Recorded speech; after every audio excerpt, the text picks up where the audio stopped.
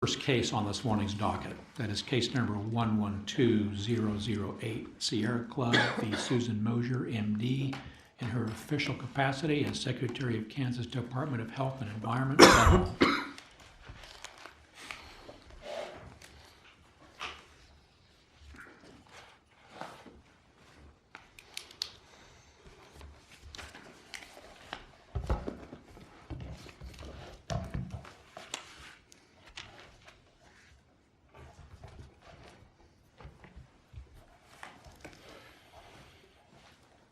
Good morning. May it please the court, my name is Amanda Gooden and I represent the Sierra Club. With the court's permission, I'd like to reserve 3 minutes of my time for rebuttal. 3 minutes is granted. Thank you, Your Honor. This is the second time that the air permit for the Sunflower Coal Plant has been before this court. The first time, in 2013, this court reversed and vacated the permit because it didn't include necessary emission limits for nitrogen and sulfur. The court also held that on remand, KDHE must apply new standards for hazardous air pollutants to the permit. On remand, KDHE did not fix either of these problems. Instead, KDHE reissued a virtually identical permit. KDHE also failed to include greenhouse gas limits in the new permit, which are now required. This morning, I'd like to address each of these three problems with the permit: greenhouse gases, the hourly emission limits, and hazardous pollutants. Turning first to greenhouse gases, the new permit needs to have greenhouse gas emission limits. Under EPA's rules, permits issued after January 2nd, 2011 need to include greenhouse gas limits. EPA's greenhouse gas rules were issued back in 2010, and they've already been adopted by Kansas in the state implementation plan. Moreover, in Utility Air Regulatory Group, the United States Supreme Court upheld EPA's greenhouse gas rules as they apply to sources like the Sunflower Plant. The Sunflower Plant would emit 8 million tons of greenhouse gases per year, which would make it far and away the largest single source in the state of Kansas. EPA's Is your entire greenhouse gases argument built on the idea that this is a new permit versus a revised one? Your Honor, it doesn't matter whether this is a new permit, a revised permit, a modified permit. Under the Clean Air Act and under the Kansas rules, those decisions are treated the same. Now, it is our position that this is a new permit that incorporates large parts of the 2010 permit, and we haven't challenged that piece of the decision. But it is our position that it's a new permit. However, even if this court found that it was a modified permit, under KSA 653008A, under KAR 2819-204, and under 40 CFR 12415, all of those provisions of federal and state law treat the decision to issue, reissue, or modify a permit the same way. This permit needs to include all of the standards that are in effect at the time the final permit decision is made. For example, Your Honor, after this court issued its decision in 2013, Sunflower could not have gone out and built this plant until KDHE took further action. They had to decide on new permit limits after new analysis, a new public process, and a new final decision. Now, EPA explicitly considered whether or not to grandfather in sources that received their final permit after 2011, and they decided not to. This court also already held in 2013 that the permit has to incorporate all rules that are applicable at the time the final permit decision is made. And doesn't the addendum do that for the greenhouse gases? No, With Your the Honor. reference to the NPS or the NSPS, is that right? Well, Your Honor, the new source performance standard does now apply to this plant that has since been issued, and that applies to all plants that commenced construction after 2014. So yes, that standard should apply here as well. And does that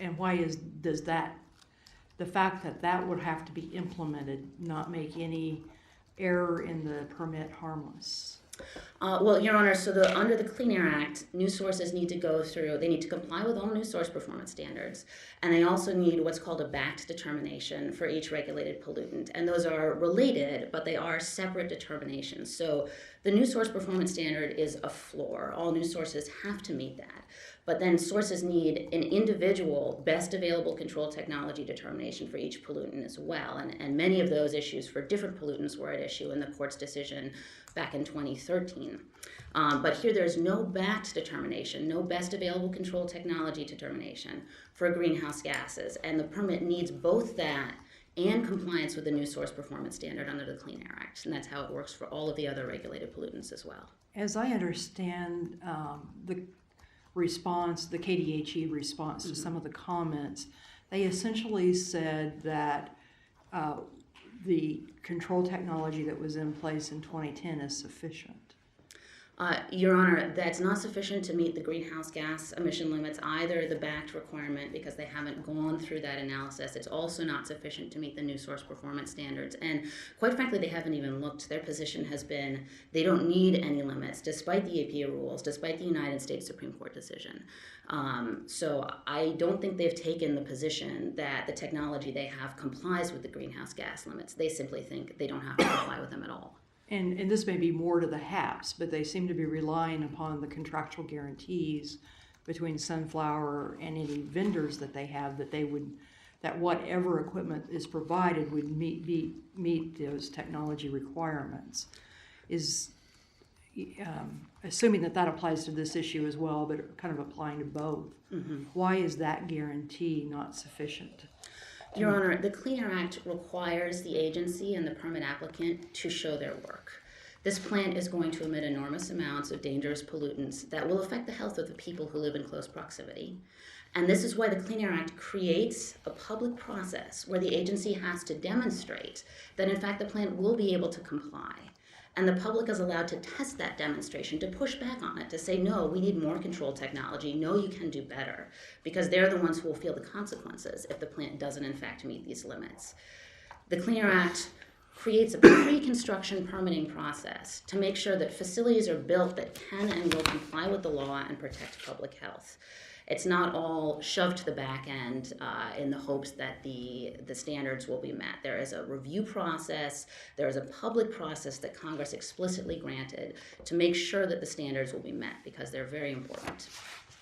The other thing on this issue that I'd like for you to address is the argument made by KDHE and Sunflower that you've essentially waived this argument by having not raised it in the 2010 proceedings. Your Honor, are you referring to the greenhouse gas argument? Yeah, or the greenhouse gas. Well, Your Honor, in 2010, for the 2010 permit, we did not argue that that permit needed to include greenhouse gas limits, because that permit was issued before these rules became applicable. It simply wasn't at issue then.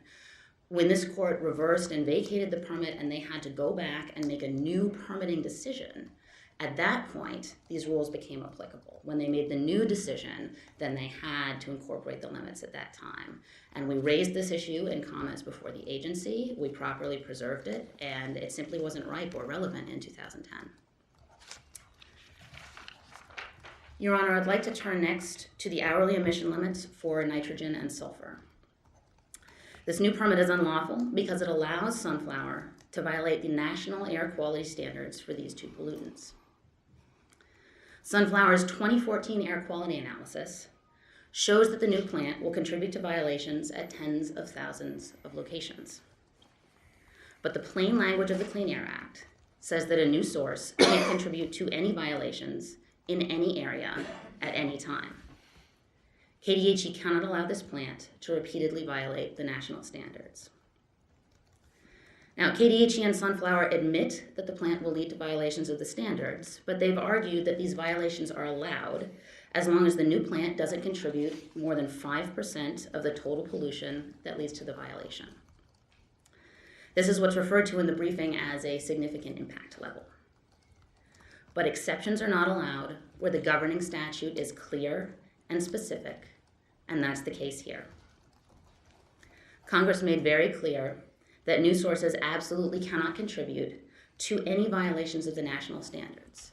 And that clear and plain language leaves no room for the exception that KDHE created. Is that what you call a rigid standard in your briefs? Yes, Your Honor, that is some of the language that courts have used in trying to decide whether the language of the act is clear and unambiguous enough to prevent agency exceptions. Is there any controlling authority on this specific to the pollutants that we're talking about? And I mean, you've talked about some other. We've talked about the Sierra Club v. EPA DC Circuit case in our briefs, and that addresses a different pollutant. It's a particulate matter in that case. And there, the EPA conceded that, in fact, it was unlawful to use these significant impact levels to allow sources to violate the national standards, and the court agreed and vacated that rule. There are no cases on point for the 1 hour nitrogen and sulfur emission limit impact levels. Your Honor, there is another problem with this 2014 analysis showing that the new plant will contribute to violations of the national standards, and that's that KDHE never made it available for public comment. They kept it secret until after the new permit was issued. Now, KDHE has claimed that it was fine to keep the 2014 analysis secret because the agency didn't consider it as part of its permitting decision. This is a strange position for the agency to take, since they relied on it in their response to comments. It's also an untenable position because the Clean Air Act requires this analysis to be current, and the 2010 analysis is not. But even assuming for the moment that KDHE didn't consider the 2014 analysis at all, it was arbitrary for the agency to ignore such clearly relevant information. This is the most current analysis, and it shows tens of thousands of violations of the standards the agency is supposed to be enforcing. Turning to my third point. Can I ask Yes, a couple of of course. questions on that? Help me understand what's different here in the 2014 permit versus what happened in 2010. And as a background to that, if you could help me understand if you raised this issue at any point before your motion for reconsideration. We raised it in our 2014. motion for reconsideration for the first time, Your Honor. That is the first time that we knew that the 2014 analysis even existed. The difference between this permit and the 2010 permit is in 2010 there were no emission limits at all for these pollutants for hourly emission limits. So it wasn't just insignificant limits or insignificant violations that were permitted. It was all violations. There were no standards whatsoever. So whether an insignificant violation, whether that was allowed or not, simply wasn't at issue. There were no permit limits. This time there are enforceable emission limits in the permit, but those emission limits allow violations of the standards because they're deemed insignificant. So this is the first time this is at issue. Would it have been at issue in 2010 based on the modeling? Or is it just that the ambient air quality has gotten that much worse in that 4-year period that now we're so close to the line that it puts us over? Your Honor, in 2010, if there had been enforceable emission limits, then there were a much smaller number of violations there. Yes, the 2010 modeling did show that. The 2014 modeling shows far, far, far worse violations, many, many thousands of times more. Sorry, thousands more, not thousands of times. But again, because there were no emission limits in that permit, it wasn't at issue whether violations were significant or insignificant. It's now that we have much worse analysis and we have actual emission limits, but that permit these violations, that this is at issue. Can you help us? Apparently, although the index to the administrative record says we have the KDHE denial of your motion for reconsideration, it's lacking, and we've been in contact with KDHE asking for that to be supplemented. But can you fill in that hole for us and tell us how, in that order, KDHE addressed this issue on the motion for reconsideration? Did they just flat deny it, or did they give some explanation? Your Honor, I don't have that in front of me, and I don't want to misrepresent what they have said. My recollection is that they just flat denied it, and I believe they just flat denied it, but we would also be happy to provide that document to the court so that the court has the full record available for review and the court can judge for itself what that says. Your Honor, I see that I'm out of time. If there are no further questions from the court, I would like to reserve the remainder of my time for rebuttal. On the MATS requirement, tell me why any of those prescribed standards,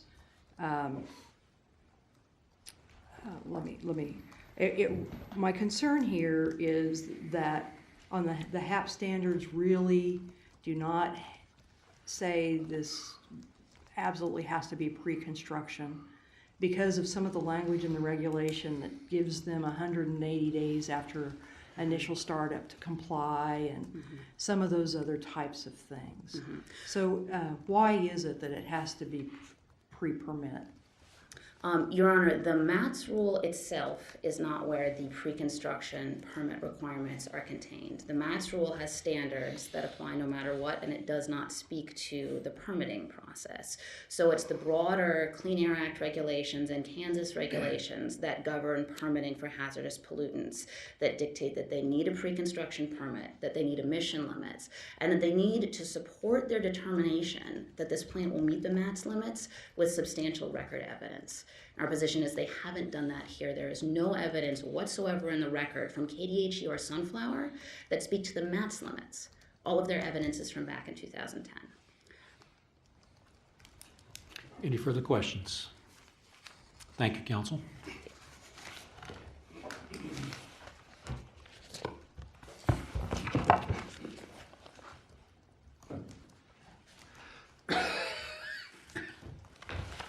If it pleases the court, I'd like to spend 10 minutes of our available 15 minutes for the agency's presentation and reserve 5 minutes for interveners. That's agreeable. Counsel, before you launch into more technical descriptions of these standards, for the benefit of our students in the audience, could you spend about 60 seconds telling people why we're here? What the history of this, and we will not count that 60 seconds against your time. We're here because the state of Kansas has to issue a permit for any new power generating plant that would potentially contribute to air pollution anywhere in the state. The power plant in this case is at Holcomb, Kansas. It's an addition to an existing power plant. There have actually been 3 appeals so far. One of them was decided on the merits in 2013. We're here today to determine whether the directions that this court gave in October of 2013 have been properly obeyed by the agency on remand. And Sierra Club is an interested public lobbying agency that has objected to the construction of the enlarged facility, claiming that federal law is not being strictly adhered to and that the adverse effect on the environment is too great to approve the construction permit. Fair enough. Thank you, counsel. First, the question that was posed about where to find the ruling in the record. I believe in January of 2015, Mr. Keck, as chief counsel for the agency, filed a motion to supplement the record. He supplemented the record by adding both the motion for reconsideration and the order denying the petition for reconsideration. You'll find the order denying the petition starting at page 70638 in the administrative record. And I'm not sure what the final page is there because it included an attachment, the so-called page memorandum, which is a fairly lengthy document, and I don't have the final page number. With regard to page numbers, I believe that our existing administrative record left off at 68,683. So if there's a reference anywhere in these briefs to events that have a page number that's lower than 68,683, we're talking about things that happened before remand. And this is one of our objections, that what Sierra Club is objecting to is things that happened back in 2010 or earlier, and things that were briefed and ruled on in the 2013 decision. And that's just not appropriate under Kansas administrative law. The only jurisdiction that this court has is to address the subject matter of the petition for judicial review. And Mr. Faber, your opposing counsel mentioned that the court vacated the permit. yes, And I'd just like you to address that argument, that Yes. the use of that word. yes, there is a single instance of the word vacating in the 75-plus page opinion from 2013. There are also other words used to describe what the court is ordering to have happen. There are multiple uses of the term invalidating, where the court describes the decision as not invalidating either the order or the issuance of the permit. We also have specific directions to go back and to apply a rule that the agency did not believe applicable to this permit and to apply it to this permit. The agency very carefully read this lengthy and complex decision to decide exactly how to comply. And it was apparent, certainly to me, it was apparent that the single sentence that refers to vacating either has a typographical error in it or is not grammatically phrased the way it ought to be. Administrative appeals typically address not the subject matter of the order, but the order itself. And so what was being vacated was the order that approved the construction permit. The construction permit itself is an application.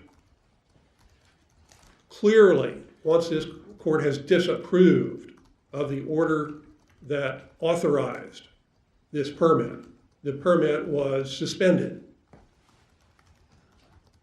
But we had most of a whole page of the opinion that described why the court was not deciding precisely what was to happen on remand and declaring that KDHE needed to exercise its discretion to determine how much work needed to be done on remand, that it was within the discretion of KDHE to decide whether a new best available control technology assessment was needed, for example.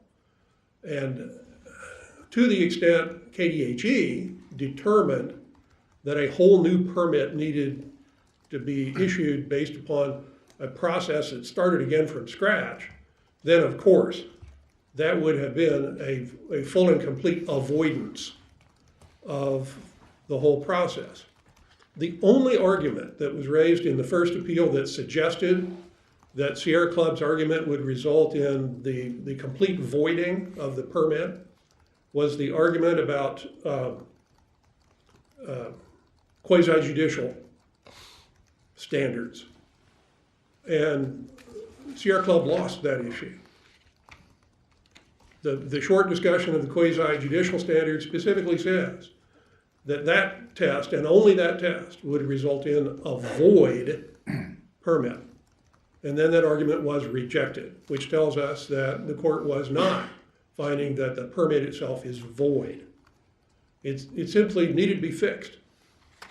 Now, the argument that I hear today for the first time is that it may not be a new permit, but it's either an amended permit or it's a reissued permit. Well, it's not a reissued permit because we don't have a permit that lapsed because the applicant didn't make use of it during the time allotted by law. We don't have an amendment.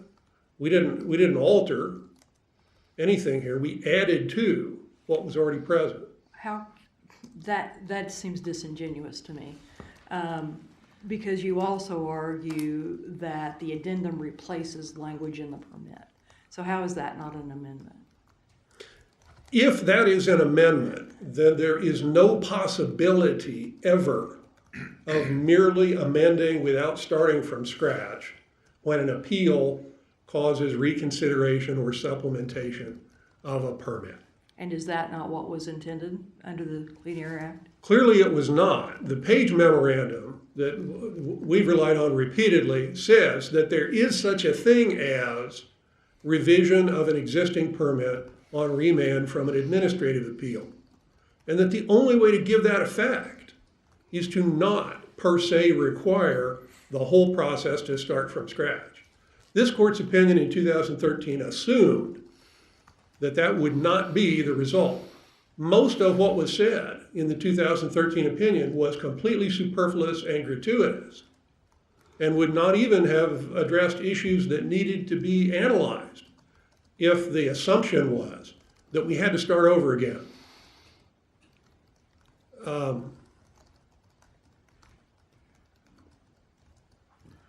As I understand Sierra Club's argument, they're contending that the court accidentally granted relief that was never requested by Sierra Club. Sierra Club did not ask for a ruling that this permit couldn't be approved so that KDHE would have to go back and issue a new permit that complied with greenhouse gas rules. That argument was never raised, ever. And the contention is now that the court backhandedly granted that relief even though it was never briefed. In the portion of the court's opinion that we have quoted at length, the court says this is an issue that the court can't decide until the parties have had a chance to brief it on the merits and to state their positions. And that's why KDHE had to make that determination, whether it was appropriate in this case, consistent with the Page Memorandum, to treat this as a compliance with orders issued on appeal that did not require the restarting of the process from scratch. Now, if we've misread the court's opinion, obviously only the court can tell us what was actually intended. All we know is what's on the page. In that excerpt, we did say that KDHE would need to evaluate whether the regulations required new modeling. Right. We left open those kinds of things. Exactly. And is that not what Sierra Club is really getting at, is that the 2014 modeling needed to be considered, for example, on the 1 hour, and that because of the new regulations coming into effect, the greenhouse gas now does become relevant when it was not in 2010? Well, the so-called 2014 modeling was part of a public comment that was made in the last 24 hours of public comment. It's not some revised application that Sunflower submitted. We had an opportunity for public comment and a public hearing that took place on February the 19th. The date of that so-called updated modeling is February the 18th. There isn't any way that the agency can take a look at that public comment and decide that because there's a public comment that might be interesting to someone who commented, that we need to start the comment process over again. That would result in a never-ending process of public comments. There's one public comment period. Whoever wants to make public comments makes them during that period. And from that point on, all the agency can do is look at what it received in the way of public comments and say what relevance they feel that has to their ultimate decision.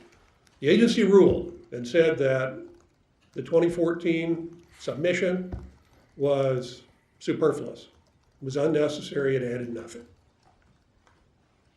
Mr. Faber. My time has now expired. I will answer questions, though. Thank you, Mr. Faber. Did the KDHE rely in whole or in part on issuing their addendum, as you call it, upon the Shaw modeling analysis of Sunflower Electric Holcomb Station dated February of 2014? No. And the agency specifically so said in its order denying the motion for reconsideration. They're required by law to respond to the comment, which is why the responsiveness summary mentions it. And the only comment made about that submission was that they had looked at it enough to see that the bottom line was that it again affirmed that there were no exceedances of significant impact levels. And that was it. Why was the study requested by KDHE? It wasn't requested. All right. It was submitted as a public comment by Sunflower. And All right. the agency doesn't have the authority to tell people that they can't submit public comments. Everybody gets to submit public comments. And then the law says, the regulations say, that once the public comment comes in, we have to respond to it somehow and say what we think in response to it. And we did that in the responsiveness summary. Thank you.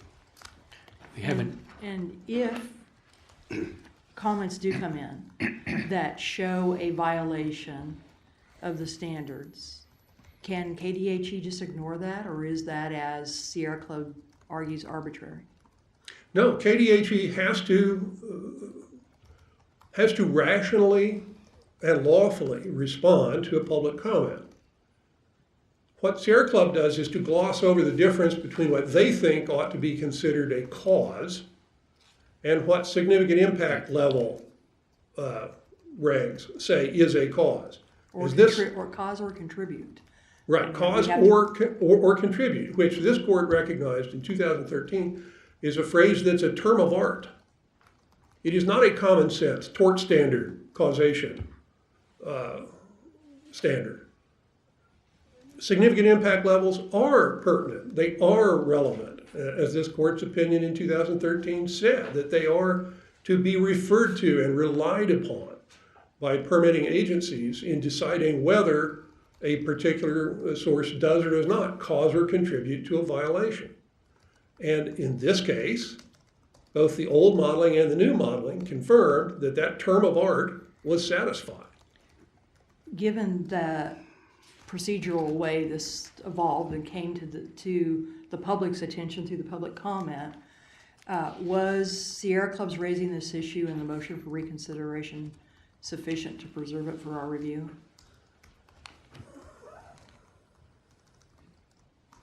Sufficient to preserve the decision not to reopen the public comment period, I believe it is, because that's what their objection was. And what about the reliance on the sills? I don't believe that issue has been preserved at all, because Sierra Club in the first appeal didn't raise even the slightest objection to reliance on significant impact levels. This is a new argument that Sierra Club floated in a case that was decided in the District of Columbia Circuit. And they would dearly love to just import their briefs from that case and turn them into an issue in this case. But it's never been an issue in this I case. understood Ms. Gooden to concede that they hadn't raised it until the motion for reconsideration. Right. But is it being raised in the motion reconsideration sufficient to preserve it? Since I don't believe that the significant impact level issue is addressed squarely in the motion for reconsideration. What the motion for reconsideration was about reopening public comment. it says it says issues of both law and fact have been raised by KDHE's reliance on this new analysis and underlying data, including KDHE's improper reliance on significant impact levels to excuse modeled exceedances of the 1 hour standards. Yes, and I don't read that at all as saying anything about the argument that they've posed in other courts that significant impact levels per se violate the statutory standard and cannot be relied upon ever in deciding whether to issue permits. Is that a argument or an issue? And isn't under the KJRAR standard if it's an issue that was preserved at the I think agency the level? issue that was preserved was the contention that there had been improper reliance on something that was only submitted at the end of the public comment period. And the response that you'll find was a flat-out denial that there was reliance on that public comment. And in the absence of reliance on the public comment, the objection is simply misguided. I mean, we've got two sides of the same coin here. One is, can we use the submission of a public comment as a bootstrap to say that because the evidence that needs to be commented upon, if only we commented on it, we would have raised this other issue. And the question of whether you ever did raise that issue. Saying that you want to raise an issue is not the same as raising an issue. Is your basic argument that they may have preserved a procedural argument or issue? Let's say issue. They may have, because I think our rules and statutes talk about issues. Yeah. They've preserved a procedural issue, but not the substantive issue of reliance on the SILs. They preserved the issue as to whether there was improper public comment, A procedural issue. a procedural issue. They have not preserved any issue challenging the significant impact level, because that's a The rulemaking use of the issue. significant impact level to determine violations of the NAAQS. That is a rulemaking issue. And there was never any challenge to the fact that the Kansas state implementation plan included SILs and that the SILs had been approved by EPA.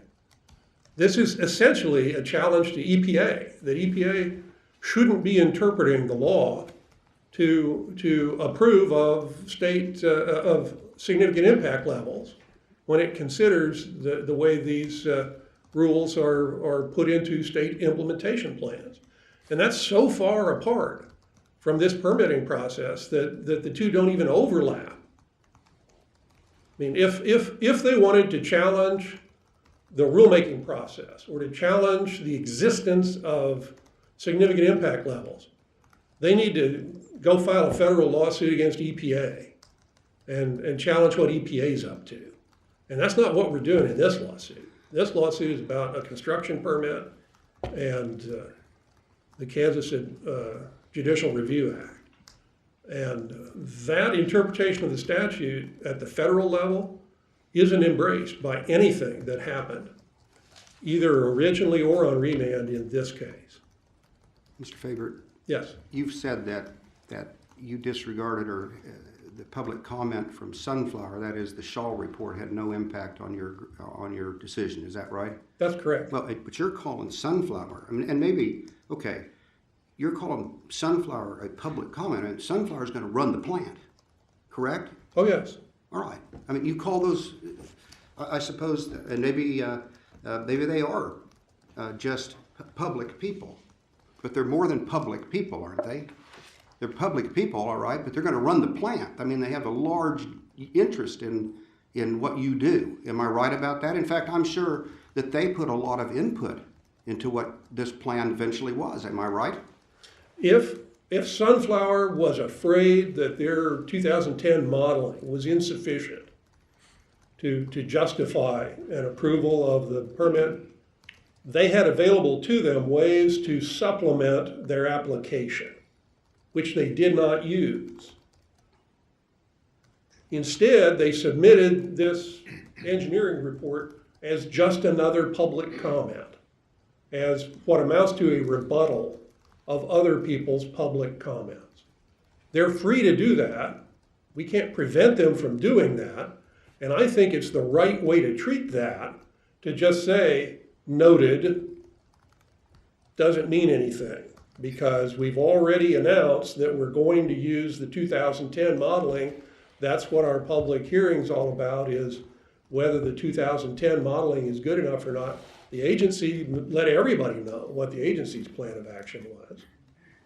And the 2010 modeling set the sills at 10, No, that level? Okay. no. All right, tell me about that. The significant impact levels for the particular pollutants that we're talking about here were set by the state of Kansas at a 5% level. There was a recommendation from EPA that they be set at 4%. But EPA ultimately approved the Kansas SIL of 5%. Now, anybody who's unhappy with that can get involved in that process, which is a whole different process than the issuance of an individualized construction permit.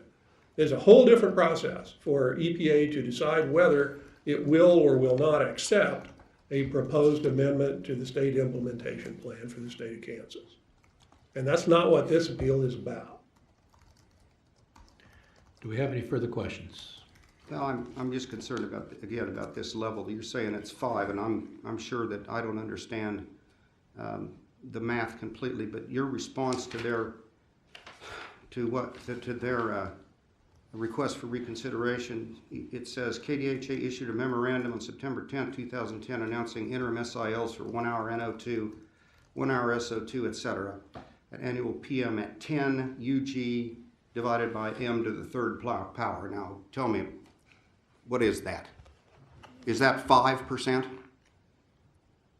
That's mixing two different, All right, that's what I'm NAAQS asking. standards. That's what I'm asking. Tell me it what is, that means. because it's talking about particulate emissions and not just SO2s and NOxs. Okay.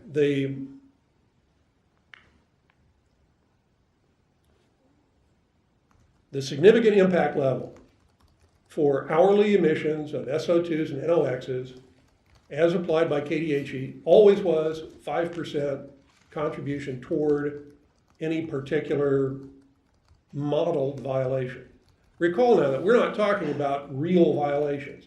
We're talking about modeled violations. Sure. We're talking about a computer model that predicts that at some moment in the course of a year's operating of every source in the vicinity, that there will be moments in time where those hourly limits are exceeded.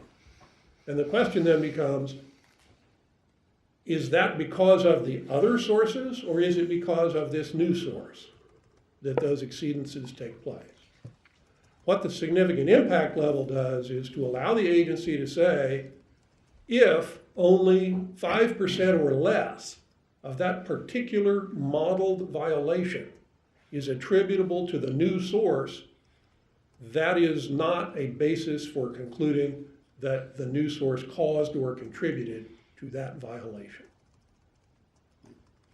And this is the whole shape of this body of law. It's how EPA interprets the law. It's how EPA approves the state plans, is that there will be such things as significant impact levels and that this is how they're applied. Significant impact levels have to do with the contribution from the new source. Right, I compared to contribution from every other source. Right, as I well. understand that. But your bottom line, in response to my colleagues' questions, is that if the Sierra Club has a beef with 5%, then it needs to be talking to the EPA about its rulemaking process, not to KDHE about its issuance of a construction permit. That's right, because KDHE is in no position to ignore a duly approved part of the state implementation plan that EPA has already put its stamp of approval on. It's not our job. In fact, we're prohibited by statute from imposing standards that are more stringent than the standards applied by EPA. I understand the Sierra Club's argument is not exactly that, though. And maybe I've misunderstood it, but they may have an argument that there should be no sills, but what I read their argument to be in this case was that sills could not be used if the contribution put the ambient air quality above the applicable standard. Which is another way of saying that they can't be used at all, No, because they- there's no they- other application. They for it. can be used as long as it's only 5% at some number that keeps you below that threshold, that cap, I mean. It's only that if all of a sudden you jump above that cap, that sills should have no role.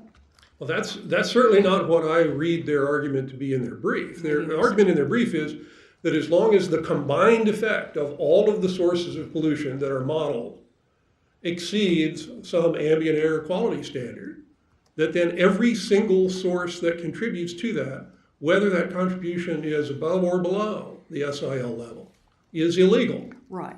I don't disagree with that. And if that's what their argument is, then there is no lawful way to employ SILs in the permitting process.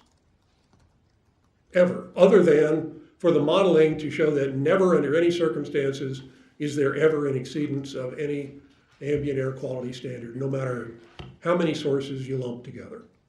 Which again is just another way of saying that the whole consideration of SILs drops out completely and has no legal relevance at all. I think this is an argument that relates to de minimis. Sierra Club, as a matter of principle, thinks there ought never to be a de minimis pollution contribution. The U.S. Supreme Court has told them they're wrong. And so the fight isn't a fight to be carried on at KDHE. That it's not our job to say whether somebody made a mistake or should have said it at a different level. That process is over and done with by the time we got to this permit. The SIL levels are proposed, they're approved. All KDHE does is apply them. And I don't see anything in the brief that says that they've been misapplied. There's just a challenge saying that they ought never to be applied ever, period. Not that we applied them wrong in this particular case. The modeling from 2010 shows, yes, there are violations from the aggregate of all of the sources of air pollution that might contribute to the air quality in the Holcomb area. But that the contribution of the new facility is literally trivial, that it's actually about 3% in the worst case. Do we have any further questions? Thank you, counsel. Thank you.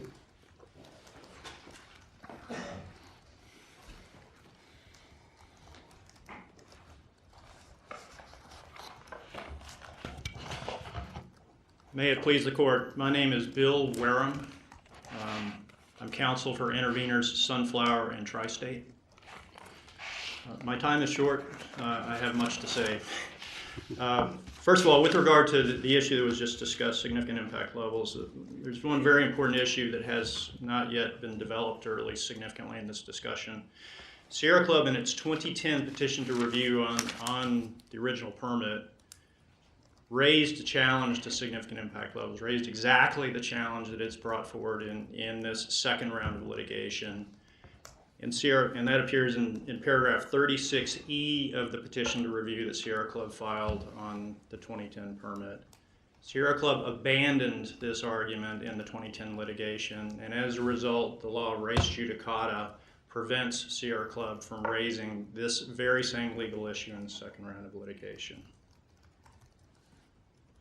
Secondly, as Mr. Faber just explained, if the court entertains this challenge, this is the wrong place to bring the challenge. Sierra Club fundamentally is challenging the ability of agencies like KDHE to use significant impact levels in doing air quality assessments.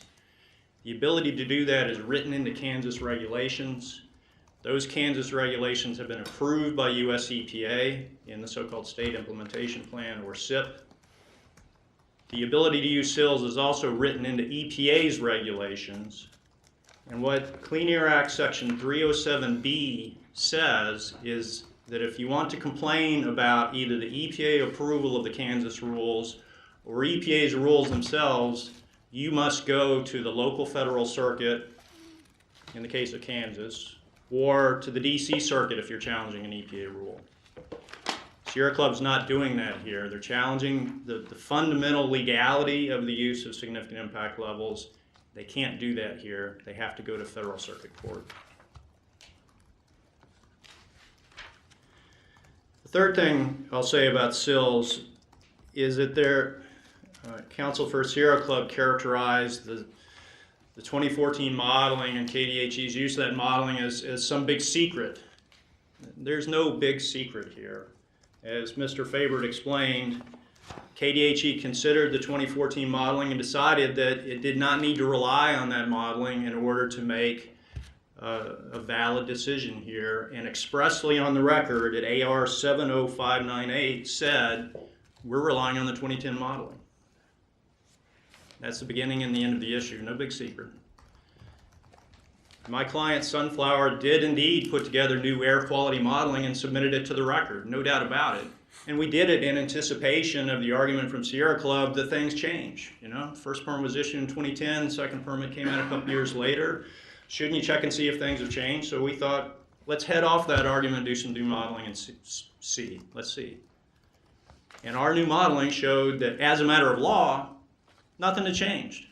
As a matter of law, the 2014 modeling showed exactly what the 2010 modeling showed, which is this facility will not cause or contribute to any exceedance of an ambient air quality standard.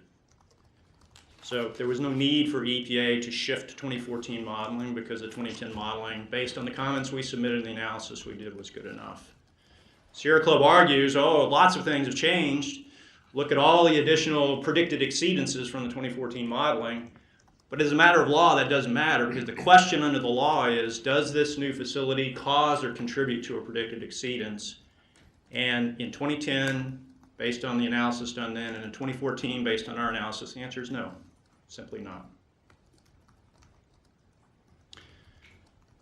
The last thing I'll say is the reconsideration petition is a red herring. There's no basis for Sierra Club to file it. It was properly denied by KDHE. The reconsideration motion is a procedural maneuver to allow for additional comment on issues that Sierra Club believes it didn't have an opportunity to comment on, and it focused on the 2014 modeling that my clients did.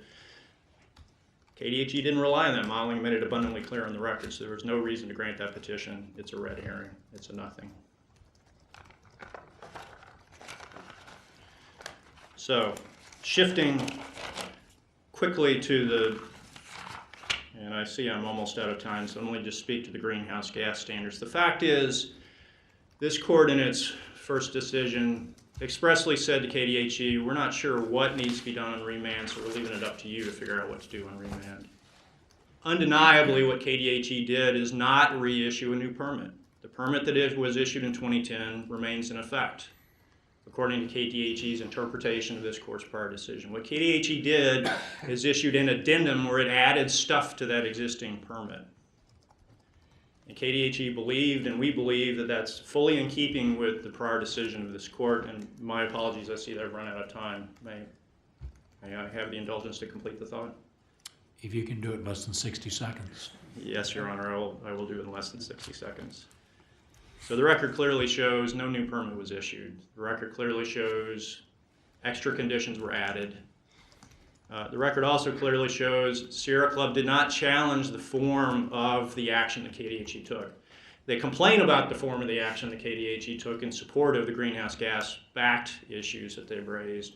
But if they didn't like the fact that KDHE issued an addendum, they should have challenged that, and they didn't. So that, the nature of the permit is not at issue in this decision.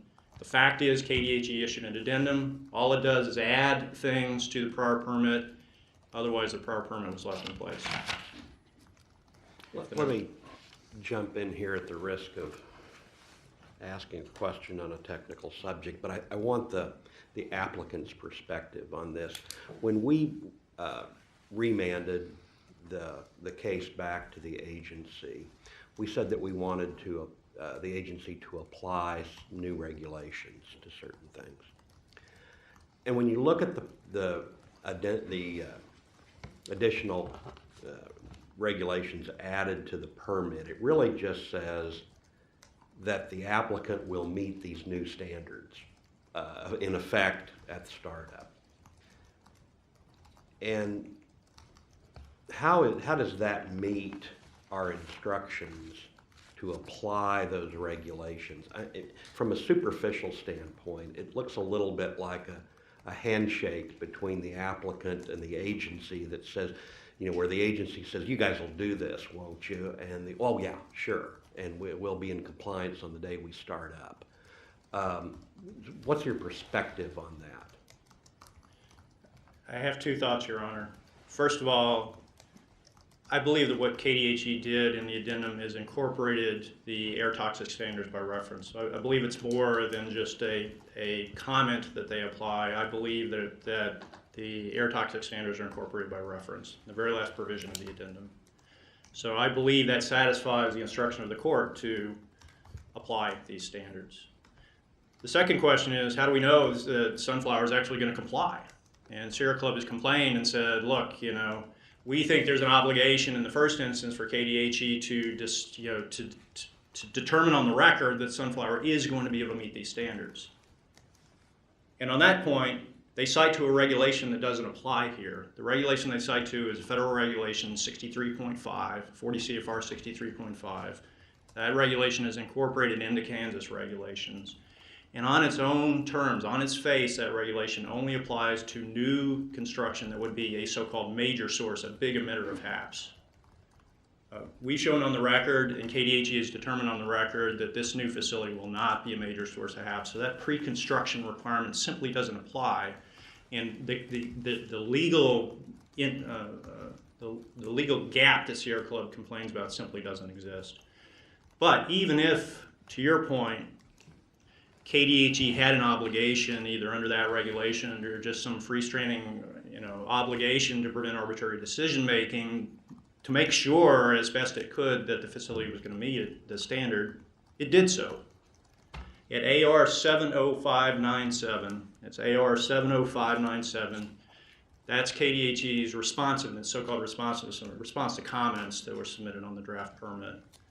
And on that page, KDHE summarizes the comments that Sierra Club committed, asserting that the facility would not be able to meet these standards, and KDHE made a determination on the record that it would.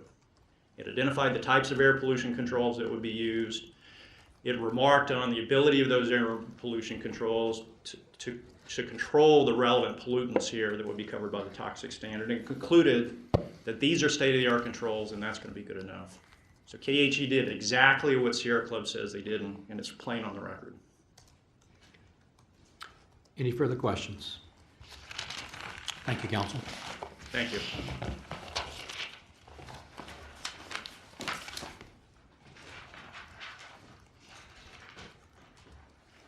You reserve 3 minutes for a vote.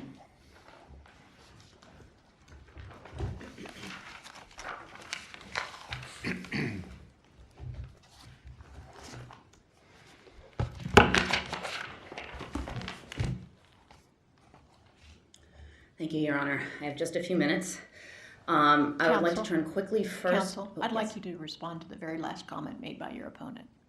That KDHE did what you are saying they should have done. Your Honor, there was no record site that accompanied that assertion, and if you look at the record, the only evidence relating to the hazardous air pollutants from KDHE or Sunflower is from 2010. Sunflower submitted comments on the 2014 permit saying, we don't think this even needs to be in the permit at all, and KDHE said noted. There's no new analysis, no discussion of what technology they'll use. This is a big difference too. The emission limits in the 2010 permit allow, for example, 6 times more mercury pollution than the HAPS limits. There's no discussion of how they're going to cut their mercury pollution by 1/6. The only evidence in the record that speaks to this point is from Sierra Club's expert that shows that they'll have to redesign the plant. Your Honor, I would like to briefly discuss the remand process and the import of this court's decision to correct a few things that KDHE's counsel said. We have never argued that they had to start from scratch. They have incorporated large parts of the 2010 permit into this new decision, and we haven't challenged that here. But by putting the title addendum at the top of the page, that doesn't somehow exempt them from the requirements of the Clean Air Act or from the Kansas rules. We're not challenging the label of what they did. We're saying the substance of what they did is go back and change that 2010 permit. It's a new permit, or at the very least, it's a modified permit, and there's a process that accompanies that, and they need to incorporate new rules at that point in time. Your Honor, turning to some of these questions surrounding the 2014 modeling and whether that issue is preserved. We mentioned the substantive issue briefly only in our petition for reconsideration. We said we think there might be a problem with the significant impact level issue, and we think you need to reopen the public comment period. Our comments were necessarily short because at that point, they still hadn't given us the 2014 modeling. The first time we had access to that critical report was in this litigation when they filed the record. And in fact, they still haven't produced the data that underlies that modeling, even though the Clean Air Act at 42 USC 7475E says that the modeling has to be current, the data underlying it has to be current, and it has to be produced for the public at the public comment period.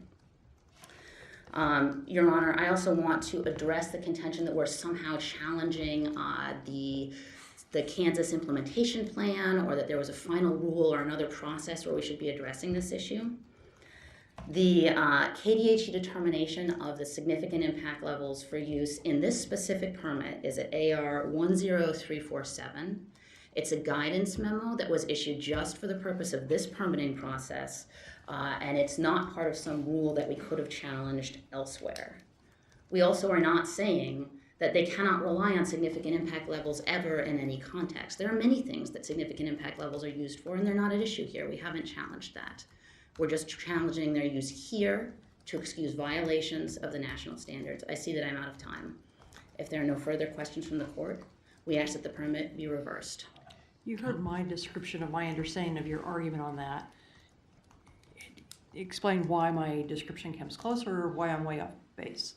No, Your Honor, you're correct. Significant impact levels are used for many different things. For example, to determine how far out you have to model the impacts of a plant, or if you need to do an extensive modeling analysis at all, if there's no way you're going to violate the national standards and the plant has a very small contribution to a certain pollutant. We haven't said you can't use it for those things. We're not challenging that. We're saying you cannot use it here in this specific situation to allow this plant to go 5% over the national air quality standards. Do we have any further questions? Counsel, I had allowed opposing counsel an extra 60 seconds to answer a question. Do you need another 60 seconds to wrap up, or do you believe you've established your points? Can I Your ask Honor. another question before she does? Sure. And You've got 15 I've got, seconds. I'm on the clock, so I'm trying to get that. What is the remedy you're asking for?